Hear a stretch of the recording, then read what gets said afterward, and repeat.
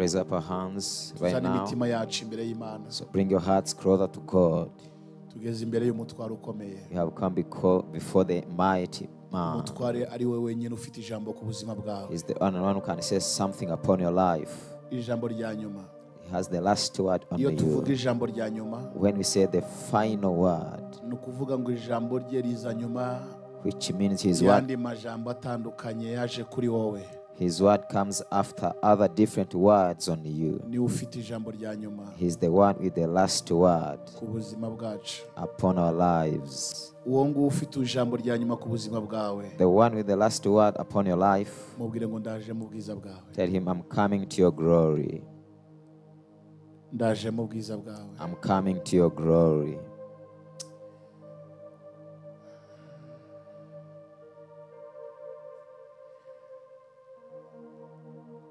Hari indirimbo nigeze gusesengura kera. So I have made analysis of it, of this song long ago.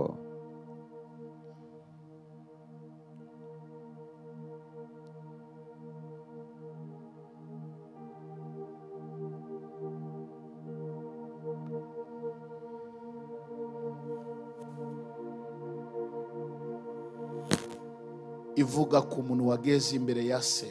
That says about someone who has come before his father. Ntago umutima wanjye uri bugende hirya no hino. My heart will not be taken here and there, Ngahubwo amaso yanjye ndimo ndayaganisha kwa data. but my eyes are focused to my father, Kugira ngo n'amatwi yanjye afunguke yumve icyo data ari buvuge. so that my ears will open to listen from my father. Ni nayo mpamvu umuntu yavuze ngo vuga ijambo ryawe rimwe gusa kuri jyewe umutima wanjye urakira. That's what someone says, speak just one word, my heart will be healed. Iyo ijambo Imana yamaze kuvuga kuri wowe, When God had spoken on you, ubundi hari ibintu bigomba kudutera ubwoba, there are things that can terrify kuko niko us. iyi si y'uyu mubiri imeze. But this is how this fresh world is. Isi y'uyu mubiri, This physical aho world, uyu mubiri utuye, where this flesh lives. uyu mubiri hari icyo utajya wihanganira. This body is not bearing something Ku buryo ushobora kumva, to what you can listen, ku buryo ushobora kubwirwa, to what you can hear. kuko ibyiri ku isi hano aho uyu mubiri uturanye n'iyindi mibiri, For everything on this world, hari kapasite itajya yihanganira. there is capacity that should not bear. Niyo mpamvu abantu basenga dufite amahirwe ya kabiri. That's why people pray. We have second chance. Dufite undi muntu w'imbere We have the inner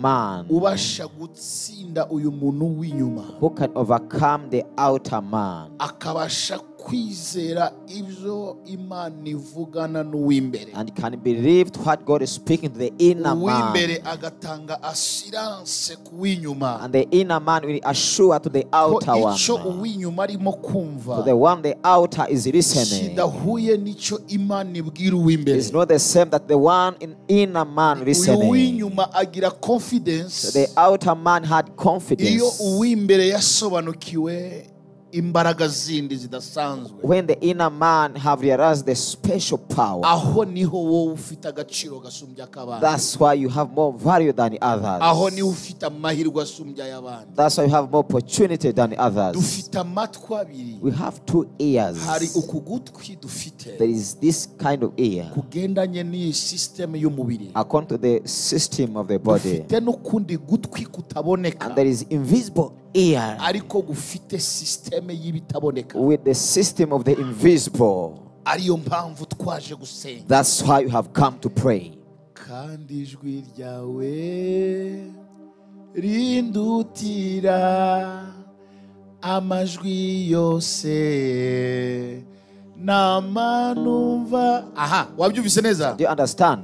Ni ukuvuga ngo hari amajwi Which means there are ariko hari voices. n'irindi But jwi. there is another voice. Hallelujah. Hallelujah. Kandi ijwi ryawe And your voice rihora rindutira is always amajwi yose bigger than other uyu voices muntu w'uyu mubiri ahora yumva. of this outer body. Uyu Listen. muntu w'uyu mubiri So this outer man arumva can listen ariko uyu w'imbere But the inner man nawe arumva, can listen as well. ntabwo yumvira uyu mubiri, Does not listen to the body. yumvira ahandi. He can listen from other places. Hallelujah. Hallelujah. Hallelujah. Hallelujah. Aho niho kubyibuha ko kwizera kwacu kuri. That's how big our faith is. Hallelujah. Hallelujah. Urambwira ngo ndapfa. So you can tell me I'm going to die.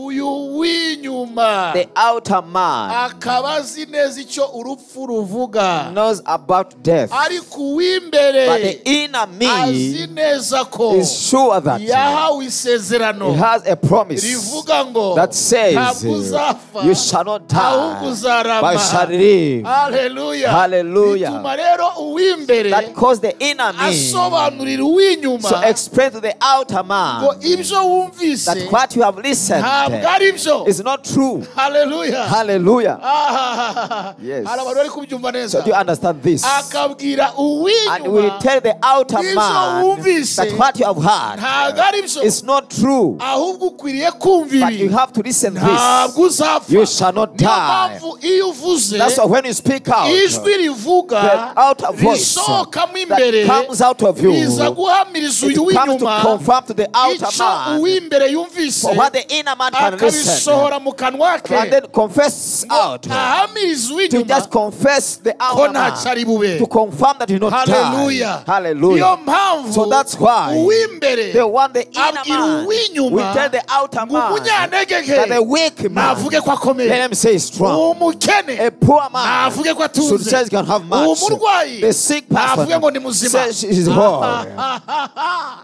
Hallelujah. Hallelujah. Imana ishimwe. Praise be to Abantu God. bizera bavuge People amen. believe, say amen. Hallelujah. Hallelujah. Uw'imbere, The inner man. uw'imbere, The inner man. uw'imbere. The inner man. Bahe secret. Can I give you the secret? Hallelujah. Uw'imbere na sexe feminine cyangwa masculine agira. So the inner man has no female sex or male sex. Hallelujah. That's it. Hari abantu babyumvise Do you neza. understand this? Hari abantu babyumvise neza. You have people who can Oh my understand. God. Oh, hallelujah. Hallelujah. Ababyumvise bavuge amen. Say amen if you understand this Uw'imbere secret. So the inner man ntabwo agira sexe feminine has no female cyangwa sex sexe masculine. or male sex. No way. Hallelujah. Hallelujah. Uw'imbere The mfite inner man in me n'uw'imbere ufite and the inner man in you, bose barasa. they are the same. Oh my God.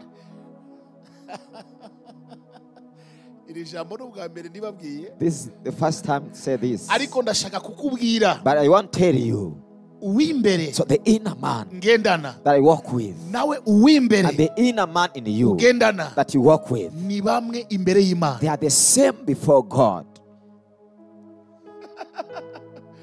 Hallelujah. Hallelujah. Niyo mpamvu Paulo That's why Paul, yabwiye Timoteyo, he spoke to Timothy umwuka wawe, that your spirit, uwo w'imbere the inner you n'umwuka and wanje my spirit, iyo bihuye when they connect, dufite papa we umwe have the same Father. witwa His name Abba Data. is Abba Father. Hallelujah. Hallelujah. Wabyumvise neza? Do you understand? Oh my God. Ni nayo So mpamvu that's why kwizera kutagira sex, faith has no sex, has no gender. has no gender.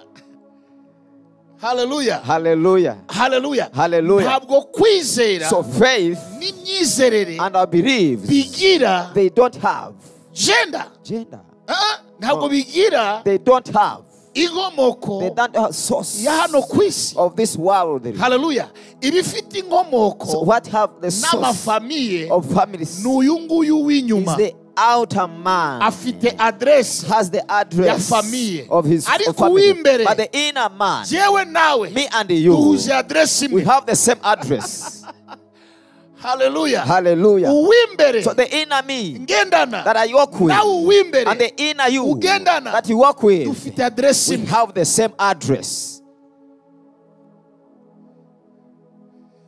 dufite adresi We imwe have the same itari ya address. Amerika, Not from dufite US. adresi We imwe have the same itari ya address. Afurika, Not of dufite Africa. adresi We have imwe the same itari ya address. Aziya, Not of dufite Asia. adresi We have imwe the same itari ya address. Europe, Not of Europe. dufite adresi We have the imwe, same address. adresi imwe One address ivuga ngo that says, naho twebweho or us, iwacu ni mu our ijuru. home is in heaven. Hallelujah. Hallelujah. Ari abirabura, So black people ari abazungu, and white ari people, abagufi, those short umva ones, mbabwira iki, let me tell you muri iyo something. adrese dufite That nta address, babyibushye we tuzabona, don't see fat people nta there. bagufi We tuzabona, don't see short nta men. mpinja We don't tuzabona, have babies nta there. basaza We shall not tuzabona, see young nta old men, bakecuru nor tuzabona. old women there. Abo bose b'imbere All of the inner tuvuge ngo people barareshya. said they are all equal. Hallelujah. Hallelujah. Abanezerewe bamvugire If you are amen. happy, say amen. Ay, ay, ay, ay, ay, ay. Yes, Lord. Hallelujah. Hallelujah. Uw'imbere, So the inner man, hallelujah, hallelujah. waba utunze kuri uyu w'inyuma, You may have much to the outer waba man. udatunze, You may not have much. uw'imbere But the inner man, w'umukene who is ku mubiri, poor, the outer. n'uw'imbere w'umukire ku mubiri, And the inner man who is rich, bari very equal they are equal mu maso y'Imana. in the eyes of God. Hallelujah. Hallelujah. Ako niko nashaka kugira ngo mbwire abantu bose bari aha I ngaha, want to tell everyone in this place, kugira ngo murusheho guhishurirwa Imana you Data, may understand clear about the God the Father. murusheho guhishurirwa imihamagaro, You may understand more about calling. murusheho kumenya uko Imana ihamagara abantu You bayo. may know more how God calls his people. Hallelujah. Hallelujah. Imana ishimwe cyane. Praise be to God. Niyo mpamvu uvuga ngo twese twitwa abana b'Imana. That's why we say all we are children of God. Ntabwo mu ijuru uzabona sexe masculine cyangwa feminine, In heaven, not have male sex or female sex. kuko uw'imbere ntabwo ameze uko. For the inner man is not like that. Hari abantu bari babizi ibyo, hari abantu bari babizi There are ibyo. people who, Reka ndebe amaboko y'abantu bari babizi let me ibyo. see if you know about Abari this. babizi ibyo ngibyo If bazamura you are amaboko. aware of this before. Oh my God. Oh my goodness. Reka ndebe Let me see your ko benshi hand. batari babizi di. Some of you are not aware Ubwo of this. mwibazaga ngo kandida nzamubona mu ijuru ngo amezi uko yambaye marini, You ask yourself that, yambaye ibitenge. I will see Canada like the same way how he clothed. Uko niko mwibeshya. That's how you lie Ngo yourself. nzabona Karine nako kagofero mu ijuru. That I will see Karim with the same hat in heaven. Niko n'amabibero. With, Niko mwari mubizi se. is that how you think? Uw'imbere afite iyindi myambaro. So the inner man has other clothes. Amen. Imyambaro idasaza. Not grow old. Hallelujah. Hallelujah. Hallelujah. Hallelujah. Amen. Amen. Mbega ntabwo mwari mukeneye kumva ibyo ngibyo mbere yuko nigisha. We are not need to listen this before I teach. Mwari mukeneye kumva bene ibyo ngibyo mbere yuko nigisha. Did you not need to listen this Ni before I ngombwa kugira ngo teach? akenshi mujye munamenya ibyo ngibyo. It's worth to just understand this.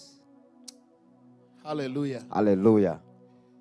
Imana dufashe kandi tugire May neza. God help us. Burya iyo wabimenye So when you understand this, bituma nta confusion. so you're not Ni nayo get mpamvu confused. ijambo tugiye kumva That's the word we're going to listen. rigenewe uyu mubiri. It's not for this outer body. Ribwira uw'imbere. It speaks to the inner man. Uw'imbere So the niwe inner utransforminga that transforms ibyo uyu mubiri azabamo. what this outer body will live. Yesu ashimwe cyane. Praise be to Bivuga ngo Jesus. uw'imbere Which means the niwe inner man utransforminga transforms imibereho lives y'uyu w'inyuma.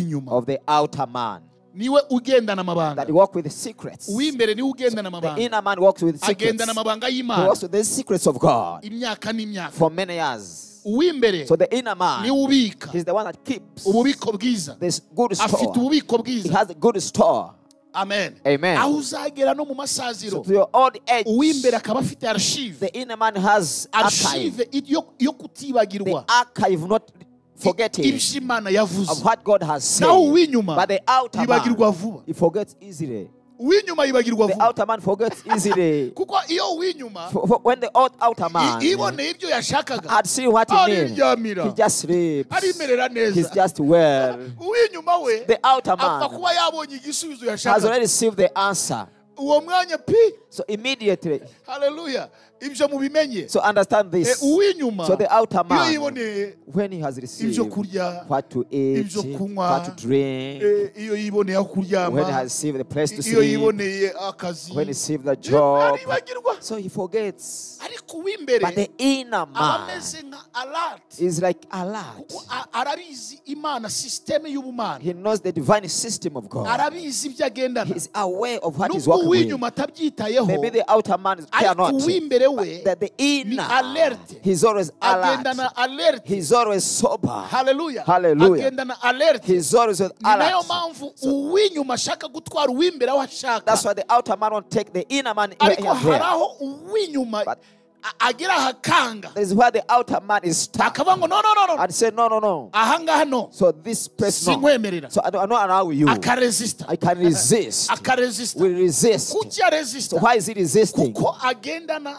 ibyo yahawe yabikijwe uyu w'inyuma atafite. But the inner man walk with what he has kept of not the outer man has. Uw'inyuma akazi ke ni ukuba mu biboneka. The job of the outer man to see with the physical Ariko uw'imbere substance. But the inner agendana ibitaraboneka. walks with the invisible. Ahubwo akagenda asohoza But is fulfilling ibigomba kuboneka. what should come to the visible world. connection. With connection. no mu Imana iba And yavuze. what God has said. Hallelujah. Hallelujah. Hallelujah. Hallelujah. Sinzi niba hari umuntu urimo kubyumva I neza. don't know if someone can understand this clearly. Uw'imbere So the inner niwe man, connector. he's the connector. Niwe connector. He's the connector. Niwe mana. He is God. Niwe ubuhumekero bukomeye. He's the greatest breath Imbaraga z'Imana. of the power Niyo of mpamvu God. Paulo yabwiye Abefeso That's what Paul said to Ephesians. ibasha gukora That he's able to do ibiruta cyane ibyo dusaba beyond of what can ask nk'uko him. imbaraga zayo As ziri his power lives. zidukoreramo Working within us. ndani. Nubwo ubona uyu muntu Though w'inyuma, you see the outer man, uyu w'inyuma this outer ntacyo man afite. has nothing, Nta muhoro, has no nta mbunda, tongue, has no nta gun, kintu na kimwe, has nothing, nta kintu afite, has nothing, nta kintu agendana, walks with nothing, nta kintu na kimwe. has Ariko nothing. uw'inyuma But the in, ni stoke but the outer man is, ibitse. but the inner man is the Imbaraga store z'Imana of the power of God, zitaboneka. the invisible Paulo abwira power. Abakorino, Paul said Corinthians, nubwo mugenda mubona mwambaye that umubiri you will walk w'abantu. physically. Abakorino urwandiko rwa kabiri The yabandikiye first epistle to igice Corinthians, cya 10 chapter 10, umurongo wa 3, verse 3. nubwo mugenda mwambaye imibiri Though you walk with fresh y'abantu.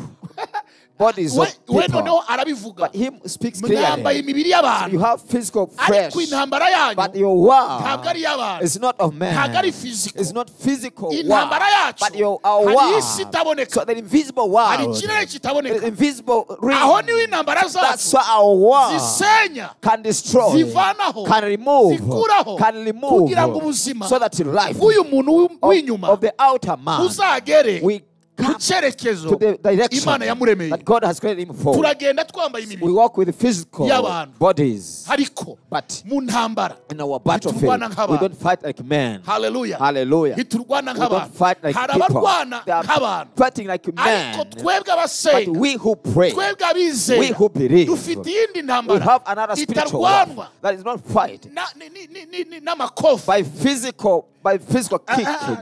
Iyo ntambara y'amakofi, That is physical kicking, iyo kuvuga, of gossiping, y'amagambo, of yo criticism, gutukana, of insulting. aho si tuhabarizwa, It's not that that's not our tubarizwa press. mu yindi ntambara But we are pressing ifite another ahantu hakomeye spiritual warfare. abandi bantu batabona. Others cannot see. Iyo ntambara So that war, nibwira umuntu ngo so that you tell kubera someone, iki nkennye, why am I poor? kubera iki ndwaye, Why am I sick? kubera iki ndengana, Why am I in trouble? kubera iki muri mu bibazo. Why am I always in Aho trouble? rero So that, iyo ntambara so that niyo war umuntu arwana is what you can imuvana fight. That we pick him muri ibyo ngibyo uyu mubiri ubamo from this physical body, bitari mu mugambi w'Imana. which is in the plan of God. Uw'imbere So the inner man ahita abwira uw'inyuma, will tell the ibyo outer uri man, kurwana si byawe, what you are fighting is not for you. ubuzima uri kubamo si The ubwawe, life you live in is not for you.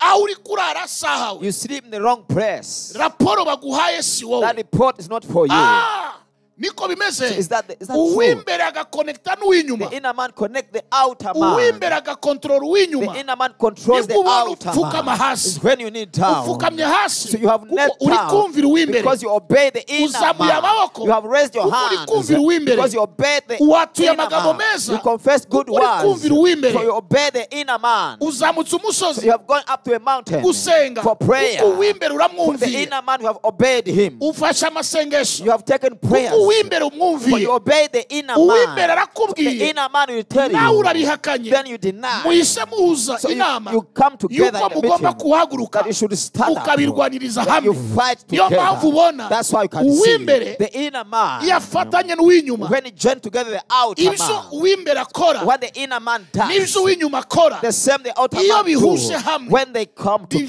together, ibintu bitangaje. it brings great harvest. Hallelujah. Hallelujah. Ariko uw'imbere But the inner iyo man, ari gukora ibintu when he's doing something, uw'inyuma but adashaka, the inner man is not winning, uw'inyuma arababara so the inner man is kuko painful. atari kugenda He's not walking uko bikwiriye. according to the inner man. Mbajyanye mu bwenge. Oh, this is mystery.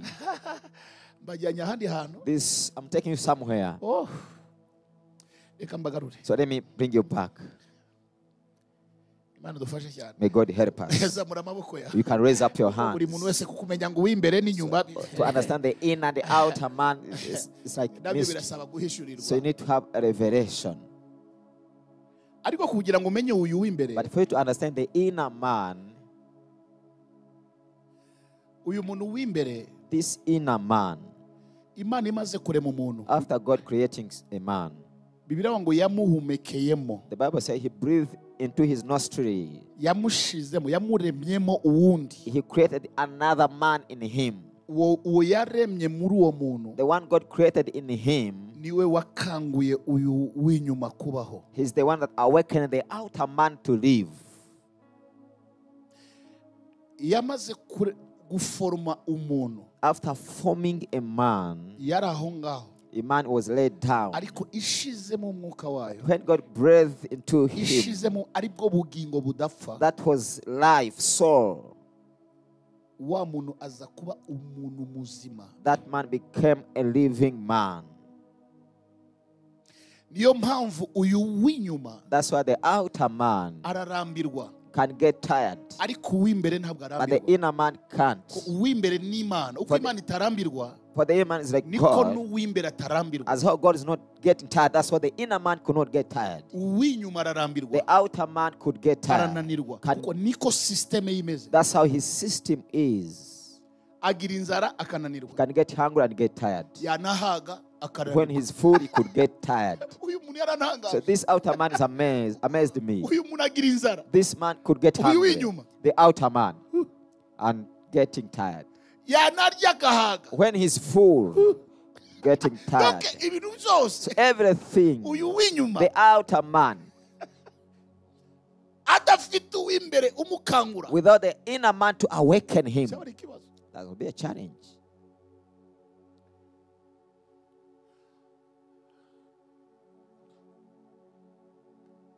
Mana ishimwe cyane. Praise be to God.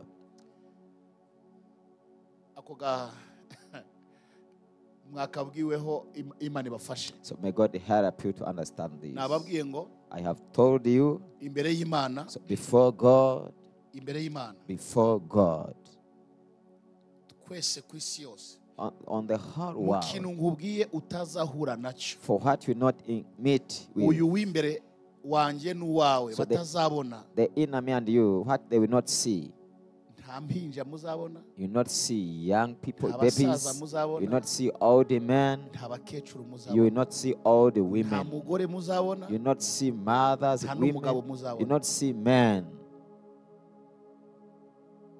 Amen. Amen. Niyo mpamvu Bibiliya ivuga ngo transformed, tuzahindurwa. That's what the Bible says, we shall be transformed. Kuko dufite abantu basenga, For we have people who pray, ariko ibi mvuze but what I have said, ntabwo babizi. they are not aware of it. Dufite abantu We basenga, have people who come to buri pray. wese azi ko ari umugabo, Everyone knows ngo that he's nagera a mu man. ijuru when he reached to heaven, azaba ari umugabo will be like a ngo man. nagera mu ijuru When they go to ngo heaven, azabona umugore they will see ngo nagera mu ijuru women. When they azabona go to heaven, nyirakuru they will see their grandmother. uwo nyogokuru wawe So your grandmother, umusaze mu ijuru if you can find her in ni heaven, ukuvuga ngo abantu barasaza no mu ijuru which means people can grow old in heaven. ndashaka kubwira ngo ntabwo I uzabona want to tell you, not see such a people nta there. musaza There is no old, nta mukecuru no old women over there. icya kabiri So number 2, kizabaho that will happen. amen Amen. ugomba kumenya That you must know mu ijuru in heaven. impamvu mbikubwiye The reason why I'm saying this, nuko nigeze kugirirwa ubuntu so I was gracious bwo kubimenya ntabimenyeshejwe n'uwanyigishije to know, not by my teacher, kandi ntabimenyeshejwe n'uwambwirije not by the one who preached to me, ahubwo nabimenyeshejwe n'uwampamagaye but by the one who called me. amen Amen. urabizi hari n'igihe abantu babibyigisha hari n'abantu babivuga hari n'abantu bakubwira ngo ibintu byinshi bitandukanye bigendanye n'imyizerere itandukanye. Sometimes people will teach about it according to different beliefs. Ariko uko byanditswe hano muri Bibiliya, But how it is written in the Bible, niko muzabisanga. that's how you will find them. Amen. Amen. Reka mbabwire iki kintu. So let me tell you this. Muhora musoma muri Bibiliya. You always read this in the Bible. Yesu amaze gupfa, After Jesus' death, kuki imyenda yari yambaye why his clothes n'ibyo yari azingazingiwemo and his scarves atazukanye nabyo? we are not raised with them. Aho nzahababwira ubutaha. I will tell you this next time. Hallelujah. Amen. Amen. Harimo ibintu bibiri ariko There are two things involved. Nyagasani mfasha iri teraniro. Hallelujah. Hallelujah. Kuko hari igihe mba ndimo kuva ahantu hamwe nkashaka kwinjira ahandi nkasanga harimo abantu Sometimes sanga ni seminari. Sometimes sanga ubwabyo ni seminari. I'm switching to another room and I find it's like seminar. Nibi by'umuntu w'imbere n'uw'inyuma nabyo ubwabyo ni seminari. This one to speak about in and out. I will give you biblical verses. Hallelujah. Nkabaha amaverse biblique. I will share with you biblical verses according. Hari n'abantu babwira ngo umuntu murabizi ko hari abantu babwira ngo bazajya muri purgatori, bakabwira ngo hari purgatori y'ahantu abantu barindiriye imbabazi z'Imana kugira ngo bahite binjiramo pyo. And some people say they are transite y'imbabazi. Dead people are somewhere waiting for God's mercies. Ako nakoroherezo. So that is to make it easy. Idini ryashizeho. That denomination has said. Kugira ngo abantu bizere ko hazabaho ahantu umuntu agusabira hakagira imbabazi zikwinjiza ngo pyo zigakujyana ahandi hantu. So people believe that someone can pray for them will have mercy to take you somewhere. Muri Bibiliya. You never find somewhere in the Bible ahantu hari transit. Where there is a transit. Aeroport. At the airport. Before going to US, uri muri transit. You are in transit to connect to you. There is no connections to heaven. Jesus is the way, the truth, and the life. There is no any other connection. There is no. So let me tell you. After death, and his breath is left, there is no any other connection. There are two ways. The way waiting, barangije urugendo neza cyangwa ni inzira yo gutwarwa ahantu bazategereza igihano. Ni inzira zingahe? So just two ways involved. Nta nzira eshatu zihari. Nta transit ihari. There is no transit. Icyakora babyizera. But those who believe it, bitewe n'ibyo bababwiye, according to how they have taught you, ntimuzabagirira umujinya. So don't get angry with them when you see them changed. Nta transit ihari. There is no transit to heaven. Umuntu uri turi kumwe nawe hano, if you are with us, utazana byibesha na rimwe. Don't lie. Iyo umuntu avanywemo n'umwuka, ari abantu abamarayika bamanuka ni bangahe? They are like angels coming down.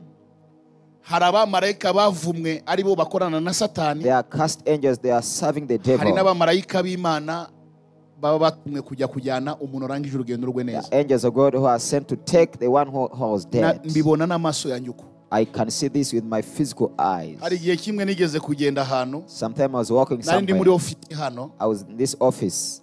Ari umupapa ukuze muzeyi. Old man and father. Ntago ndibuze kujya muri details zabyo. I will not go details. Ndabwirwa ngo haguruka ugende mu bitaro. The voice told me go to the hospital. Kugira ngo ntahane umugeni ndagenda. I may go there that I could take the bride. Nabwiye mu bo mu muryango we. I did not say to anyone of their family members. Mitangerayo. So I reached there. Ahantu yaryamye hari treatment n'ibindi byinshi. They are treating him there. Ndafokasinga nagiye kubona mbona marayika araje. Then I was focused, I saw the angel coming. Mu masegonda make uko nari ndi kumwe nawe. Just for a few seconds when I was with him. Bafata ukuboko kwe barazamuka. They hold his hand, they took him up.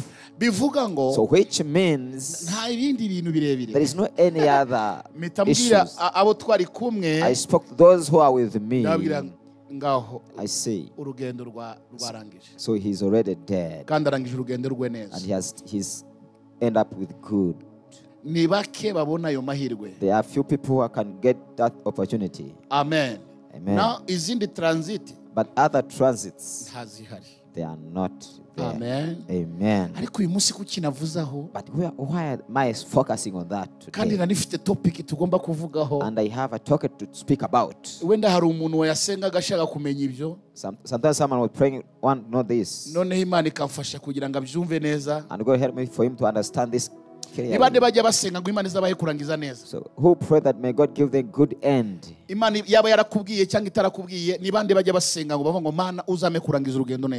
you pray that God may give you to end this journey, so you have a good prayer. Hallelujah. Hallelujah. Let me say you have a good prayer. Let me say you have a good prayer. Let me say you pray well. You may have 80 years old. You may have 90 years old. You may have 100 years old. Never forget to tell God, oh God, give me a good end. Hallelujah. Hallelujah. That's what you are praying for. That is the meaning of this salvation. So this salvation you have can allow us to come before God and to rejoice, to have a good end. Hallelujah. That's how wise people should behave. That's how people pray should live. Should not be separated from this prayer request. Though God can speak to you, that you should walk with this prayer request. Give me to end successfully. Give me to end it without pain, without anyone's debt. Give me to end this journey with joy. Hallelujah. Hallelujah. Let's give glory to God. Ending your journey successfully. May God help us. Hallelujah. Hallelujah. So what makes you pray? So there are things you should not have experience when others will have it.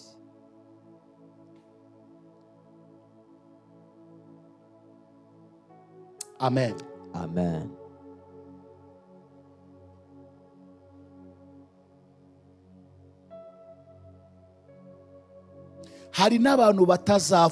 Some people will not die. So let me tell you this. Some people will not die. They'll be transformed and find the king on the crowd. So I have seen this. There are people who pray. There are people who believe in God, will not be barren.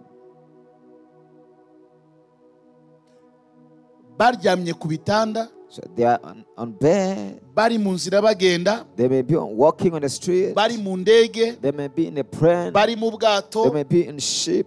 bari kuri moto, they may be on bike, bari mu rusengero, they may be in the church, bari mu bukwe, they may be in a wedding, bari mu isoko, they may be in a market, bari mu kazi, they may be a place of work. Aho bazaba bari hose, wherever they will be, niho bazahindurirwa, is where they will be transformed, niho bazazamukira, is where they will be ascended. Abahari batazagenda, those who will not go, icyo bazamenyeshwa ni kimwe. the one thing we know, uri konsa umwana, if you are breastfeeding, natagenda, if he's not taken up, azasigara na pampers, should remain with the pamper, n'ibigoma, with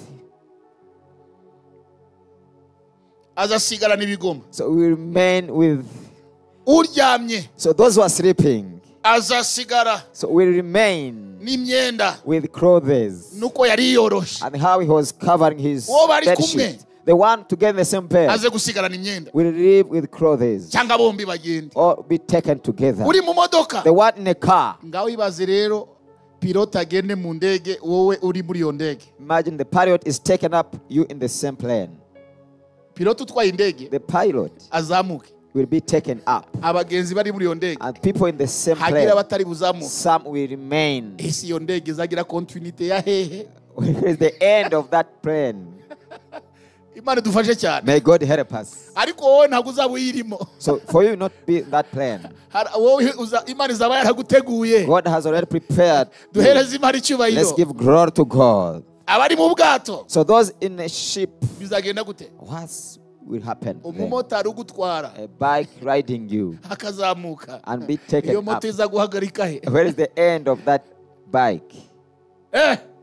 Shoferi utwaye imodoka, the driver ya Uber, can be taken up. Niyo mpamvu muri Amerika bari kugerageza guha abantu imodoka zitagira abashoferi. That's when yes, they try to give people that drivers. Kugira ngo impanda nivuga basi. They are trying to give people ikujyana aho ugiye. Cars without drivers. When the trumpet goes. Impamvu umukristo arimo kunyumva ari kumva aya magambo. So I don't know how you understand these words. Yesu niwe wabivuze. Jesus said it so. Umwe azaba ari kubaka, babiri bari kubaka. Two people be on construction site. One will be taken, another undi azaba ari ku rusyo. One will be grand. Umwe agenda undi asigare. One will be taken, another man. In the same bed. Umwe agenda undi asigare. One will be taken, another man. Azaba ari mu ngendo. In the same journey, one be taken, another man. In the same church, some will be taken, others will stay. And then some will be taken, others stayed in the church. So I wondered about this. In the house of God, one will remain with baby clothes in the church, and the baby will be taken up, a mother will stay. So what is that? May God help us. May that bad time will not come to you. But it's a must for everyone to know this. To live, to happen will happen. They will even come to pass. So nothing will stop them. There are people here under my voice from different churches. That's what Jesus said, one will be in the field. That means some will find them in the fields. We'll find them in trips. We'll find them in weddings. Maybe that day will be your wedding. Before you come to your house, then we'll be taken up together. May God help us. Someone has said, God, bear with me, that you have fulfilled your promises. Praise be to Jesus. It is all possible. But I want to tell everyone under my voice, they will happen. But Jesus said you should always be sober, not have any distraction. For we have too much distractions today. too much. They are too much. Kandi niho ndimo kubona is where I can see ko bishoboka ko Yesu yazaza, that Jesus will come, izo distractions zigatuma abantu basigara. and those distractions will let some people stay. So I have come to realize this. So and it's time that should be watch out and pray. Distraction. So there are so many distractions. There are so many. Distraction. Have you ever seen someone in the house of God? He's very distracted, very busy before God. Too much. Can't you see how is it too much? So may God help you. Though people live in the church, bakavuga kuzamura amaboko duhereza Imana icyubahiro akabyibuka ku inshuro ya gatatu. So people will remind that the inshuro ya mbere ari mu kazi, ari mu rugo, ku nshuro ya kabiri ari ku nshuti n'abavandimwe, ku nshuro ya gatatu nibwo yibutse ko bavuze ngo duhereze Imana icyubahiro. At first people are busy at work, others at home. Ibyo rero biranyereka ko so that will show me that ubuntu bw'Imana ubwabwo, the grace of God by itself, n'isezerano yashize ku bantu bayo, and his promise on his people, nibyo bizakangura ubwoko bwayo, will awaken his people. For today, you know it. May God help us. May God help Hallelujah. us. Hallelujah. So God, it is your will. Let's all give glory to God. Let's give glory to God. Hallelujah. Hallelujah. Distractions.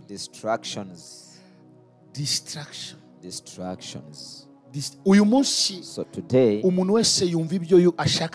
everyone can listen. You know, many years ago, before this happened, people come from home to church.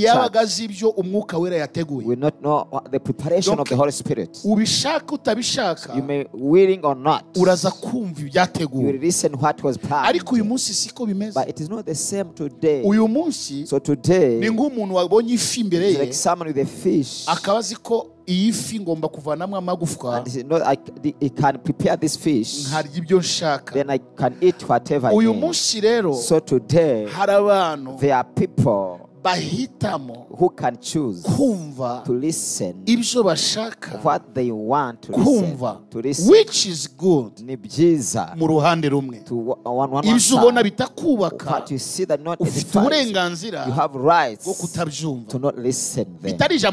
Not the word of God. Not the word of God. So the rest, which is not the word, you must hinder to listen to them. The word that would come, and you feel that this word, you are not worthy to listen. That's not God's will. That's the devil that hinder your edification. Because people have rights to control themselves. They can say no. I'll listen to what I want. It's not the Holy Spirit leading someone. Someone is leading by himself. The Holy Spirit is in love with God. And is in love with the Word of God. So the Holy Spirit cannot allow things of God not received to the owner of God. So impossible. Instructions so he knows this instruction. He has received that he is the one to back up and give what was spoken by God. Every word that is read, so the Holy Spirit can back it up, can back it with the power. Whatever comes from God, he can amplify it. I can develop it. And you can keep it till the one to receive it has taken it clearly. Nshobora gusoma ijambo. That's why I can read the kandi hari word. undi warisomye. And the one who has read. Ariko ubusobanuro But the interpretation nibwo ukwiriye kumva should be ngo ugire icyo uvanamo. for you to receive something. Umuntu ashobora gusoma Some ijambo. can read the word. Bashobora kurihurizaho. They can have the same ariko word. ubusobanuro bwaryo But the interpretation bikaba biratandukanye. totally different. Ugasanga ahangaha waryumviye cyangwa ahandi You find waryumviye. the same place or other place. Nibushizeho kubisobanukirwa You neza have cyane. understood more. Ariko ivuze ngo nabyumvise When mu you say, I gitondo. have had this in the morning. Nabyumvise saa I saba. have had this. Ntabwo umwuka Wow. w'Imana So the Spirit of God ashobora na rimwe can never kurambirana get ku tired kintu cyose cyerekeranye n'Imana. to everything concerning God. Amen. Amen. Niyo mpamvu yavuze ngo ni umufasha. That's why I say he's a helper. Ni umufasha. He is a Mwuka wera helper. ni Holy umufasha. Spirit is a helper. Aragufasha. He can help Ibyo you. utumva ngo What you ubyumve. cannot understand to Aragufasha. understand. He can help Ibyo you. udasobanukiwe What you cannot understand, you ubisobanukirwe. may understand him well. Aragufasha. He can help you. Ibyo utumva What you neza can't listen, abyinjize neza. can Niyo let mpamvu them yitwa understand. helper. That's why his name is helper. Iyo uwo mufasha utamufite When you don't have that helper, uyoborwa n'ibitekerezo you are led by your mind ukayoborwa and you are n'amarangamutima. led by your emotions. Aha, iyo uyobowe rero When n'ibitekerezo you are led by your mind ukayoborwa with n'amarangamutima your emotions, birakorohera it will be easy iby'agaciro kubitesha agaciro. to devalue what is precious. Imana dufashe cyane. May God help us. Amen. Amen. Kubera ko umwuka wera ni ubidevelopa neza Because the Holy Spirit can develop them kugira ngo mbashe kucyumva neza. so that I can understand them. Hallelujah. Hallelujah. Hallelujah. Hallelujah. Imana ishimwe cyane. Praise be to God. Imana ishimwe cyane. Praise be to God. Imana ishimwe cyane. Praise be to God. Abana b'Imana Children of God, mwese mwicaye hano. sitting here, Imana ikugirire neza. may God bless you. Kugira amatwi yo kumva Imana. May have ears to listen from Kugira God. amatwi yo kumva May Imana. have ears to listen from Ntabwo ari God. aya ngaya mvuga. Not these physical ones. Imana yumvwa n'ayandi matwi atari aya ngaya. Nubwo ari aya ngaya uri kumvisha muri amplifier, ariko aya ngaya asunikira ahandi hantu kugira ngo hariya hadevelop ibintu bihambaye bikomeye. God is heard by the invisible ears to develop the inner you.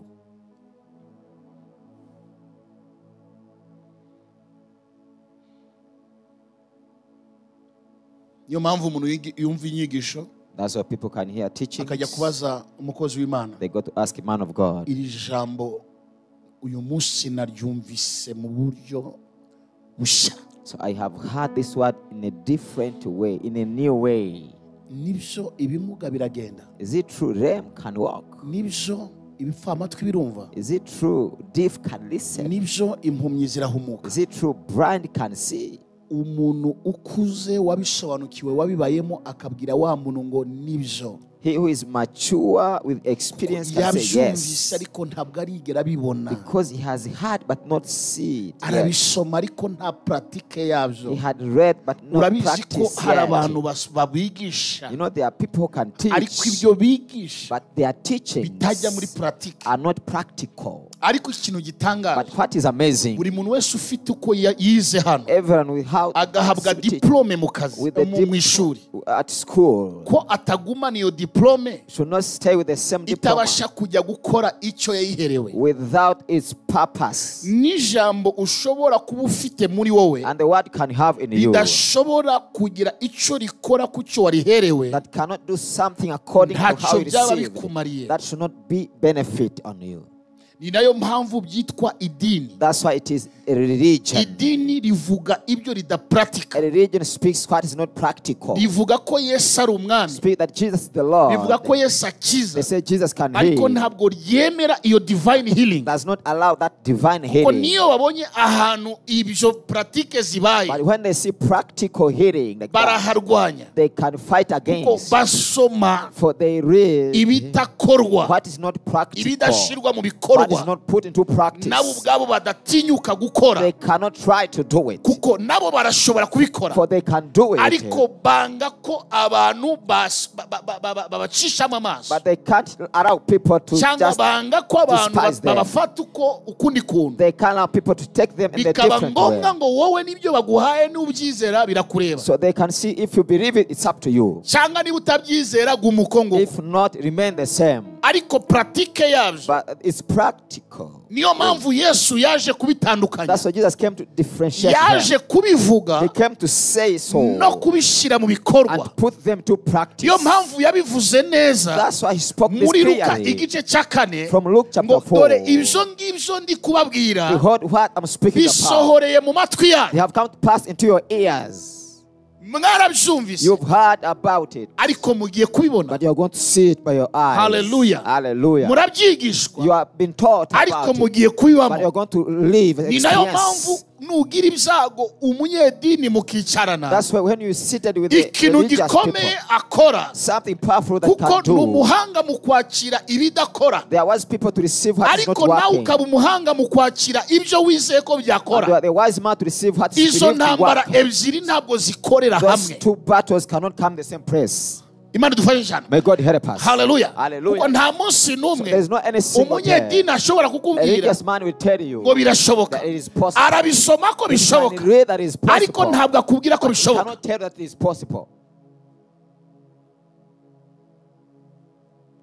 Kubera ko nta na rimwe yigeze atinyuka gushira rya jambo mu bikorwa, to put the word into practice.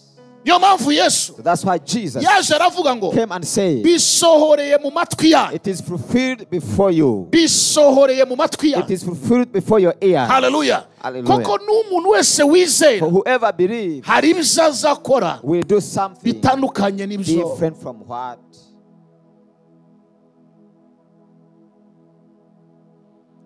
Hallelujah. Hallelujah. Hallelujah. Hallelujah.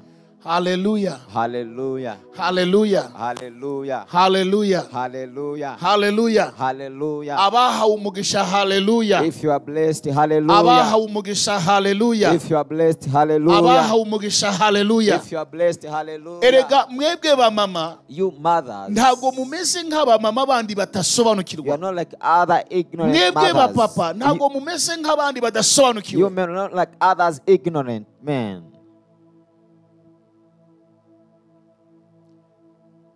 Ndabivuga kuko twabinyuzemo. I say this because we have passed through. Bakaza, they will come. Bakumva ko umuntu yayobye neza completely. They think that people are completely misled. Ariko nawe abibarenganyiriza. But there is no blame on them. Experience yabyo bafite. They have no its own experience. Uziko hari nuwo winginga ngo naze asenge ahari Imana yamugira ubuntu ngo akire, agakubwira ngo ya ngibyo yanyandikiye yarabyanditse kubera idini. You can beg someone to pray for healing and say no, what God has written, that's all, because of religion, and say let me God, those people who pray,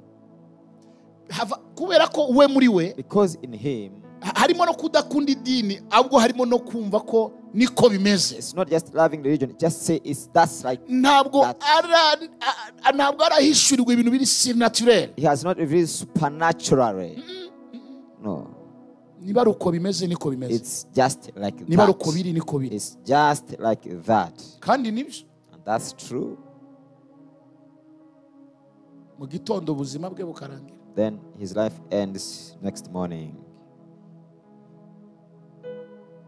Kubera ko ignorance, for the ignorance, cyangwa se kwirengagiza bipea cost ikomeye. So ignorance can pay cost.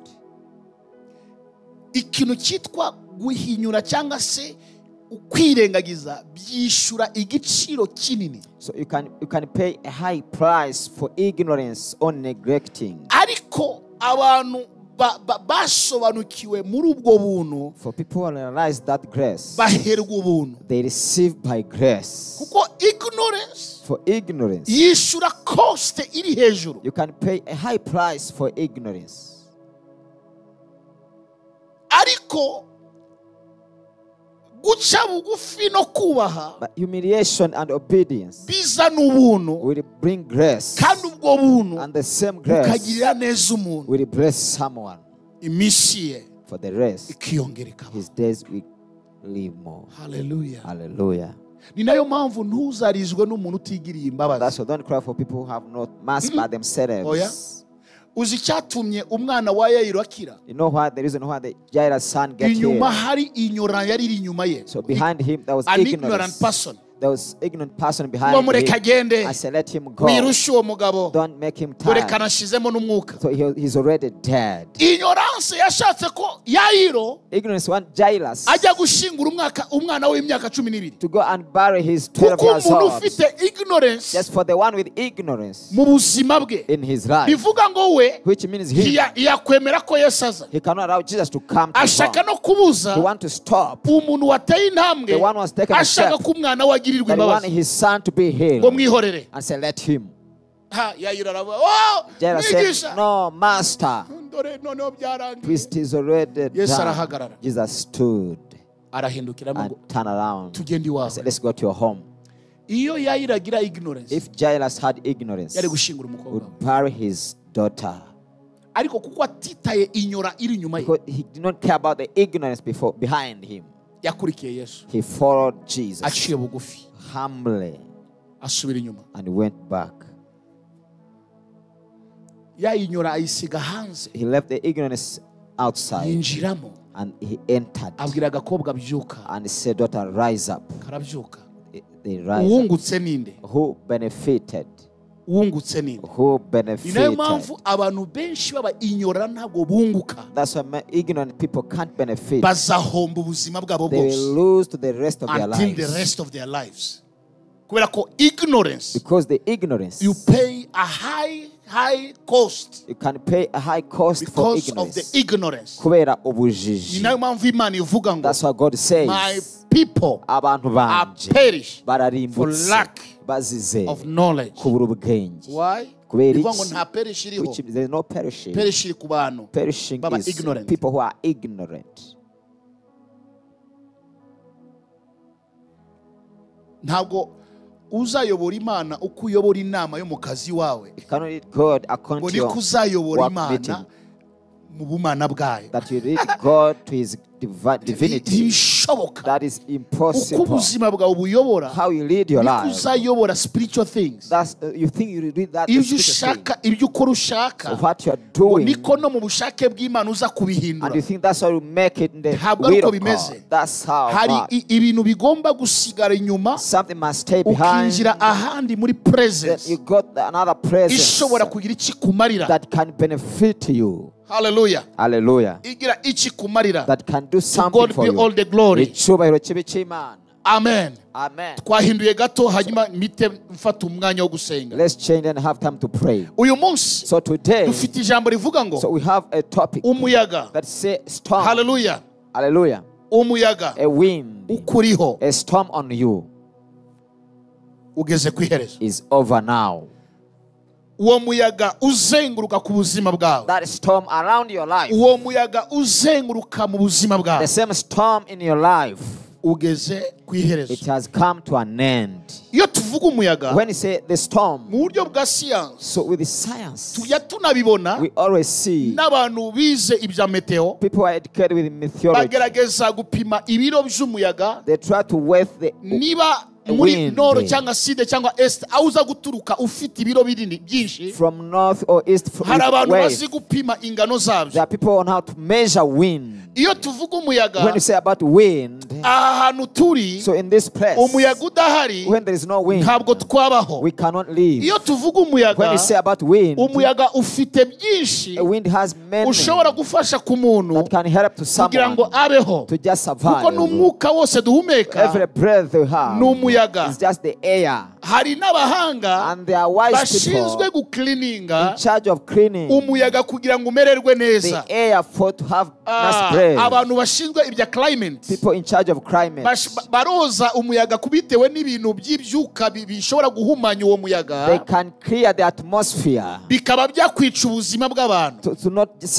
Rero hari abantu bashinzwe gukliaringa cyangwa guklininga uwo muyaga n'ibyuka byose bihumanya kugira ngo abantu barusheho kugira ubuzima bwiza. Imana idufashe cyane. May God help us. Imana idufashe cyane. May God help us. Ariko uyu muyaga ndi kuvuga ntabwo ari uyu muyaga Bibiliya cyangwa se ubuzima bwa science butubwira. It is not this of science. Ariko turavuga umuyaga. But we are speaking about a wind. Umuyaga ufite igiherekezwa nawo with something behind mu buzima bw'imibereho y'umuntu. In the lives of someone. Uyu muyaga rero, so this wind, niwo muyaga ngiye kukubwira. This is the wind I'm going to talk about. Mu izina rya Yesu. In the name of Jesus. Iyo dusomye ijambo ry'Imana. So when we read about word of God, Mariko igice cya 4, Mark chapter 4, umurongo wa 39, verse 39, kugeza kwa 41, up to 41. Hallelujah. Hallelujah. Igice cya 39, cya 4 umurongo wa 39, Mark 4:39, n'umurongo wa 40 kugeza kwa 41, up to 41. Akangutse acaha umuyaga, abwira inyanja ati, ceceka utuze. Umuyaga uratuza, inyanja iratungana rwose. Arabaza ati, niki kibateye ubwoba? Ntimurizera? Baratinya cyane, baravugana bati, mbega uyu muntu ni muntu ki utuma umuyaga n'inyanja bimwumvira? Amen. Amen. Jesus stood up and commanded the wind, be quiet, and he said to the waves, be still. The wind died down, and there was a great calm. Then Jesus said to the disciples, why are you frightened? Have you still no faith? But they were terribly afraid and said to one another, who is this man? Even the wind and the waves obey him. Zaburi ya 78 umurongo wa 26. Psalm 78 verse 26. Zaburi ya 78 umurongo wa 26. Psalm 78 verse 6. Ihuhisha umuyaga mu ijuru, umuyaga uturutse iburasirazuba, iyoboza ubutware bwayo, umuyaga uturutse ikusi. Amen. He also caused the east wind to blow, and by his power he stirred up his south wind. Kuki iyaremye umuyaga icyaha umuyaga? Why he created wind come, wind down? N'umuyaga ki? What is kind of wind? Ucyashwe n'uwaremye umuyaga. That is come down by the Creator. Utangire wibaze ngo uyu n'umuyaga ki? Begin to ask yourself, what is kind of wind ugiye gucyahwa that is going to be come n'umuremyi w'uwo muyaga? By the maker of this wind. Ese umuremyi w'umuyaga, so the creator of the wind, ashobora kandi gucyaha umuyaga, can come down the wind, kandi ari we waremye uwo muyaga, when he is the maker of it. Ko twumvise umuyaga, we've heard about the wind, ufite ibyo ushobora kumarira ubuzima bw'umuntu, is able to profit someone's life. Kuki kandi hariho umuyaga, and then what is the ushobora kujyana mu kaga ubuzima bw'umuntu, that can take lives of people in trouble. Kandi hari umuyaga, and where there is a wind, akazi kawo ni ukugirira neza ubuzima bw'umuntu. Its job is to do good to someone's life. None hari umuyaga, and there is a wind uje kujyana mu kaga, that is coming to take someone's life in trouble. Bisobanuye ngo, so which means uwo muyaga, that wind ushira umuntu mu buzima bwiza, that can take someone's good life. Nta kibazo uwo muyaga ufite. There is no problem with that wind. Ariko uyu muyaga, but this wind uje kujyana ubuzima bw'umuntu, come to take someone's life, ngo ugeze ubuzima bw'umuntu mu rupfu, in death, ni muyaga bwoko ki? Which kind of this wind? Niwo muyaga tugiye kuvuga. So that's the kind of wind we're going to talk about. Hallelujah. Hallelujah. Niwo muyaga tugiye kuvuga. That's the kind of wind we're going to talk about. Niwo muyaga ugiye kumva. That's the wind we're going to listen. Umuyaga utari uri guhumeka. A wind not this you breathe. Umuyaga utari wo ndi kumva. A wind wind of not this air. Umuyaga utari wo nahuye nawo. Different from the one that I've encountered. But I have come to speak the wind. There is a wind that I've listened. That someone can see. And see danger. That someone can see. Could see you come to the end. We are going to speak this wind. Hallelujah. Hallelujah. Hallelujah. Hallelujah. Hallelujah. Hallelujah. So that's why the Bible says from Psalm 78, you can blow the wind from heaven, from the eastward. You can lead with his authority from southern part. He can read it with his power. He can read with his authority, which means he's the creator of the wind with the power to lead the wind and can obey. And I come to realize there is a wind that comes not sent by the creator. There is a wind that is sent by the maker. There is a rain that is sent by the maker. And there is a rain not sent by the maker that comes to destroy. There is a wind not sent by the maker that comes to kill. This wind not sent by the creator. That is a wind that was sent to destroy that wind has come to an end. I have come to tell you this wind. We have come to realize it is not of peace. We have come to know it is not for your smile. It is a wind. It is a wind. It is a wind. It is a wind that want to make sure that can take you where there is no will of God. So that wind that has come to the apostles, came to disciples, there are 12 of Jesus, and the 13 was left. Hallelujah. Hallelujah. So the Bible says the wind did not come from God. A wind that has come from evil came, attacked them, they are with him, lying down in boot.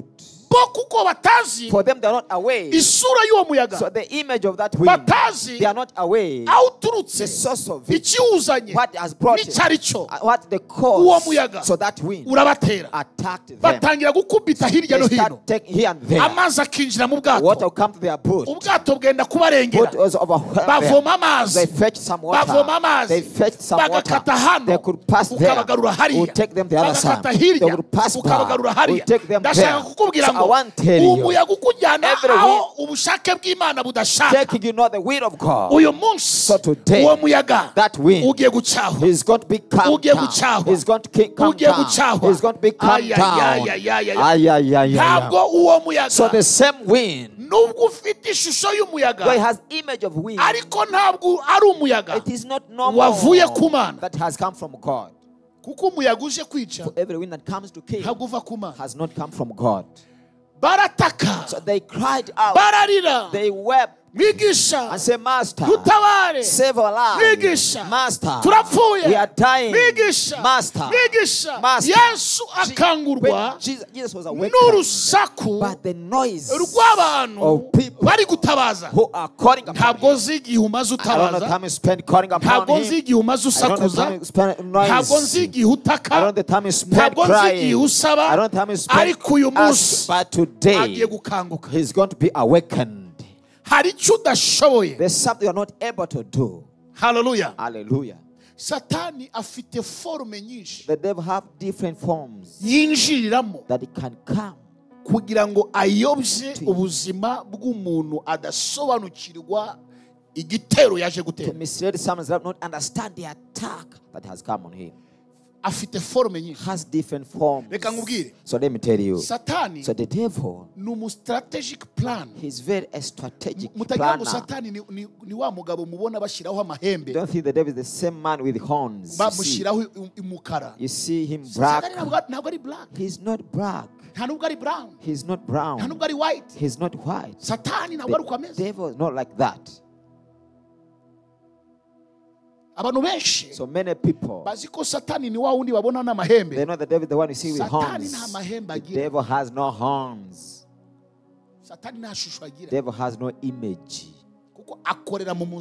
For he can die. He can use a white, can use a beast, and can use soil. He can use wind, he can use mountains, he can use valleys, he can use from every place. He's a very strategic. He's a master planner of every evil.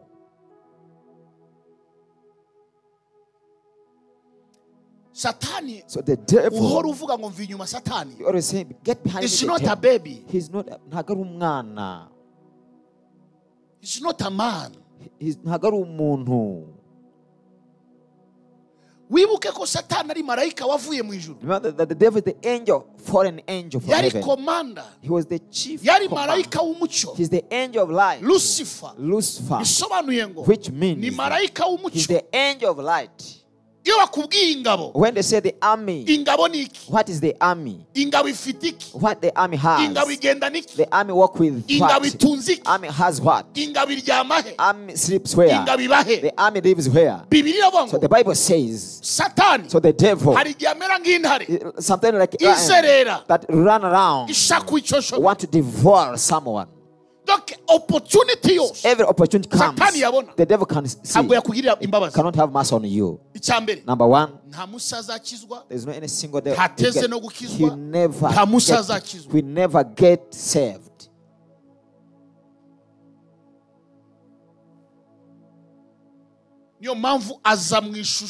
That's why he comes with the image of a different manners. Because his job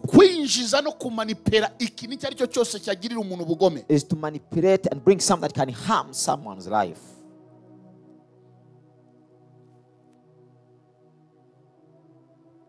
Hallelujah. Hallelujah. Because the devil, he's not just joking. Some people, you can see them, they rebuke the devil and say, leave. They are just joking with the devil.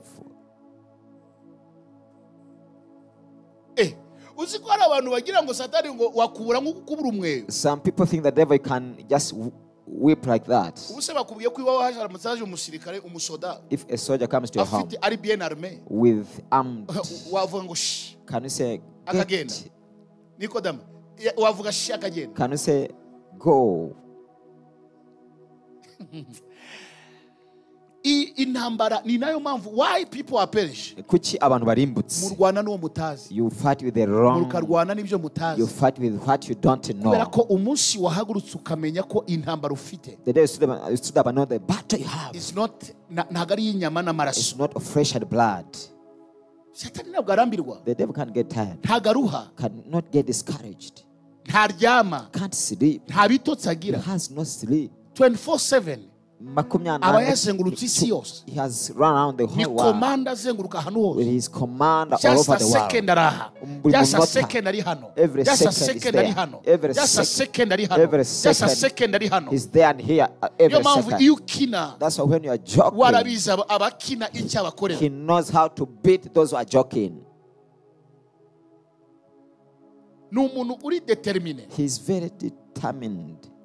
That's what Jesus said. What the enemy, the devil,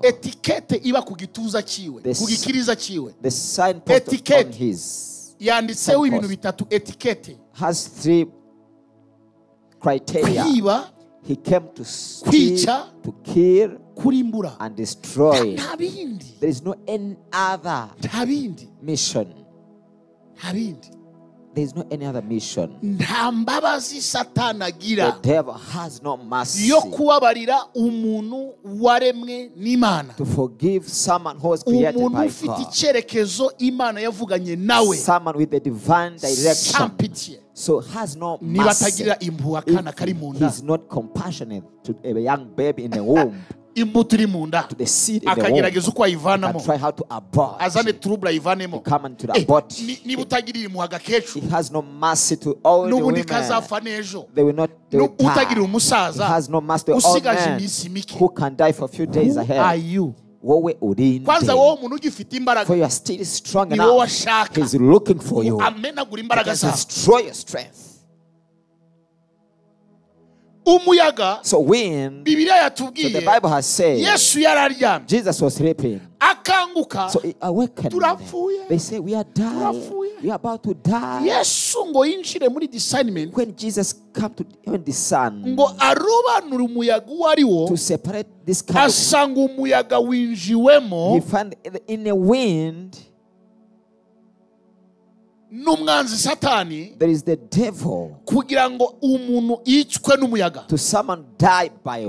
aya mato mubona yibira mu mazi suko amazi afite ikibazo ariko nuko yinjira muri ayo mazi akabirindura ubwato nuko yinjira mu ndege agakanda ibuto taburi kazima the screen is nuko ajya muri kamyo you can come to a lorry agacomora fire and disconnect to the kugira ngo igende igeraho wowe wari wicaye just go where you are cyangwa wowe wari uryamye where you sleep nugucomora gusa just to disconnect arabizi icyo ari bukore mu mwanya ari bukore naho ari bugikorere and the place azi icyo ari bukore umwanya ari bugikorere ndetse naho ari bugikorere of action. He is a master plan. He's the master planner.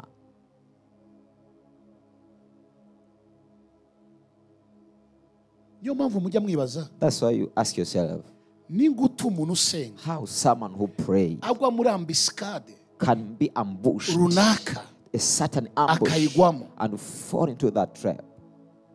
I can give the answer. Someone who can pray cannot understand. He's not aware his battle in prayer and the one he's fighting with in his prayer. So when I bought a plane, I'm sure that in that same place he can attack me. When I drive, I'm sure that the devil can attack me. I may cross the law in the same place he can attack me. I'm sure that sitting with the other people in the same meeting he can attack me. He can attack me with their charms. They can bring charms. Do you know people who are praying? People pray with others. They can bring poison. Don't you know that? Where does it come from?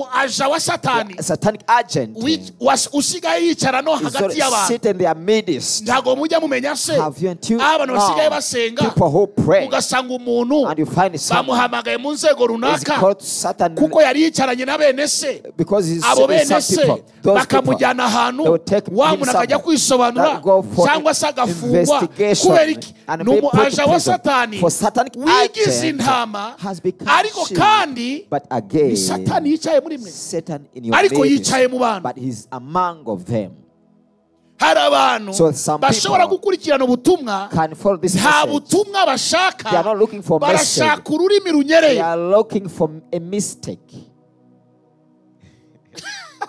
ntabwo bashaka gukizwa ntibashaka benediction ntibashaka kurindwa oya babatumye ngo babumve aho ururimi rwanyereye kandi ururimi nirunyerera ejo urajya kwisobanura yes kuko niko kazi babahaye that is their job. They have not come for blessing. They have not come to listen. They have not come for a blessing. They have not come to listen from Lord. But they have come so that they can do, they can make, they can have details of every teaching in this platform. Those are the sons of Judah. unako bagafashe nako bagafashe ngo ngo twese bene Yuda we. They have taken this point that we are now sons of Judas. Niko biri. That's how it is. Because they perish. It's not their mistakes. Oh, yeah? No. It's not their mistakes. No.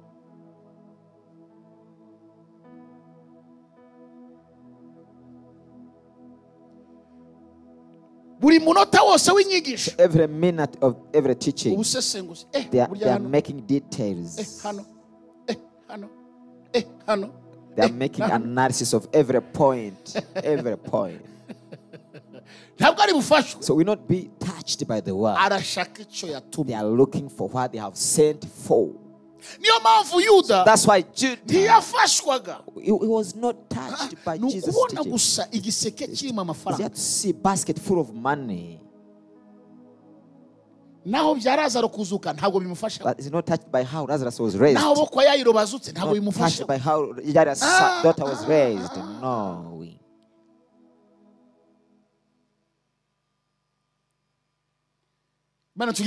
May God help us.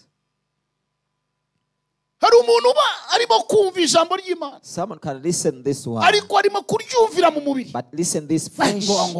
Listen and say, listen to this. Listen to this. Listen. Oh my God. Oh my God. Why? They are evil people. They are evil people. So Satan akora mu nzira zifite strategy nini. The devil has strategy. Yo mpamvu ugomba gusenga. That's why you have to pray. Nukuri birababaje. So this is very sad. Birababaje. It is very sad. Ushobora kuba umukristo. For you are a believer. Iki gihe. At this time. Ushobora kurogwa. You are bewitched. Kubera umuntu akagushyiramo uburozi mu binyobwa. Someone can bring poison in your drink. Ugendana n'umuntu utazi. Working with the wrong person that you don't know.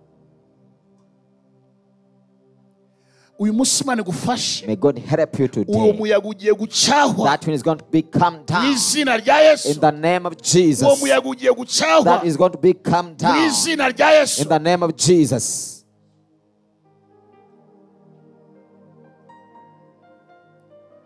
Hallelujah. Hallelujah. Hallelujah. Hallelujah. Uyu muyaga. So this wind ntabwo ari umuyaga duhumeka. Is not this air we breathe. Wo kutuzanira ubuzima. To just bring life. N'umuyaga. It's just a wind. Satani yinjiriyemo. The devil has used to just hide maze in. Akore icyo yaragambiriye gukora. Do according to his kuko Satani yihisha. The devil can hide himself. God is creation. Kugira ngo asoze. He can fulfill his evil plan. Satani nta kintu yaremye. The devil created nothing. No. Nta na kimwe yaremye. Created nothing. Icyakora aza mu bintu Imana yaremye. He comes in the image of creatures. Kugira ngo tubifate nk'ibintu byoroshye. May take it easy. Maze asoze icyo yaragambiriye gukora. Fulfill his evil plan. Niyo mpamvu umuntu azaza mu bitaro. That's why people got the hospital. Ubone kugira ngo umuntu ukufitiye impuhwe. You see someone with compassion. He's coming to carry your baby. Yes, you want to break their ribs. And you carry your baby and say, oh Jesus.